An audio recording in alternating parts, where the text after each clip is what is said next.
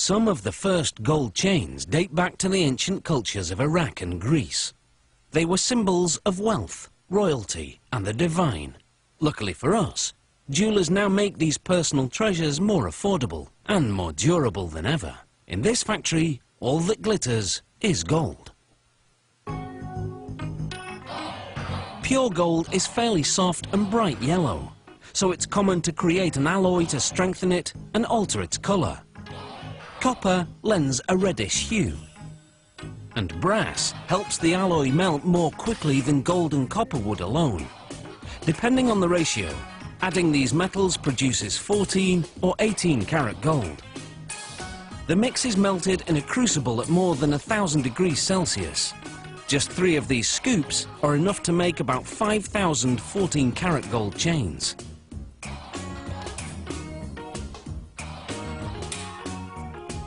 The molten alloy is poured into a casting machine.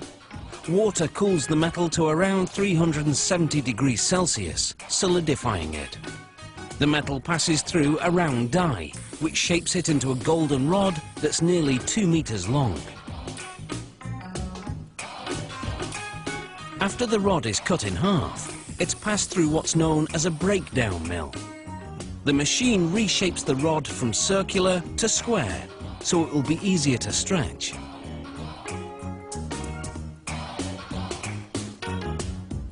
The next stop is called a tandem mill. It has 12 rollers that stretch the rod until it's as thin as a piece of spaghetti. As it emerges, rollers shape the rod into a coil that's 24 meters long. The coiled metal is softened in an oven. Then what's now a wire is uncoiled and continues to stretch as it's passed through a die lined with industrial diamonds. To prevent overheating, the machine sprays lubricant to cool the wire while reducing it to the width of a human hair, its final size. The wire then winds into a spool, almost 3 kilometers long. Next, 32 of the spools are unwound, and the wires are run through another oven which softens them further. Just in case you're thinking working here is a golden opportunity, you should know that security is very tight. Employees must pass through metal detectors before going home, and wearing jewellery to work is strictly forbidden. This machine makes what's called cable chain. It passes wire through a link and closes it to make another link. The machine makes 600 links per minute. Here, a random quality check is being carried out. This machine makes a Venetian-style chain. The wire passes through a channel, where mechanical jaws bend it over a die to make a link with the preceding.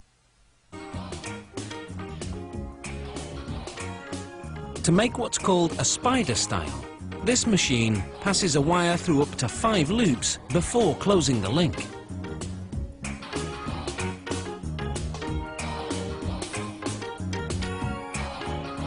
For a Figaro style chain, this machine makes 3 short links before a mechanical arm moves the chain to another area to add 1 longer link. The arm then moves it back to add 3 more short links.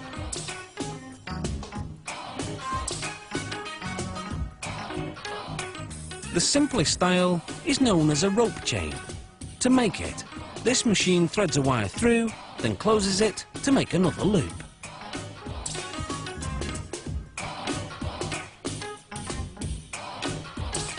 The finished chains are coated with a lubricating powder that prevents the links from sticking to each other during the next step, when the chains are heated to 815 degrees Celsius. This activates a soldering agent, which was added to the metals earlier. It fuses the ends of the links to each other.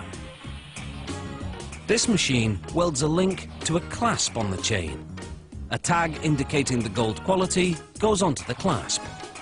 Finally, the chains go through 4 chemical baths, which clean them thoroughly. Then they're plated with a layer of 14 or 18 karat gold, which creates a more vibrant finish. After one last quality check, these chains are ready to dazzle their way to a neckline near you.